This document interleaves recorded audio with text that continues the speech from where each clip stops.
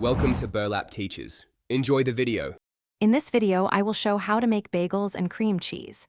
Start by mixing flour, yeast, water, salt, and sugar into a shaggy dough and let it rest briefly. Knead until smooth and elastic, then shape into rounds. Boil each bagel briefly to create a chewy crust, then bake until golden. While they bake, whip cream cheese with a touch of salt and lemon for bright flavor. Serve warm for best results. Create a warm, friendly kitchen rhythm while preparing the dough and enjoy the tactile process. After combining yeast and water, mix in flour and salt to form a dough, then knead until smooth. Rest the dough until doubled, which gives bagels their chewy interior. Divide and shape the rounds, then allow a short second rise before boiling. This sequence builds flavor and structure for perfectly textured bagels every time. If you're enjoying this guide, please subscribe and like, it really helps.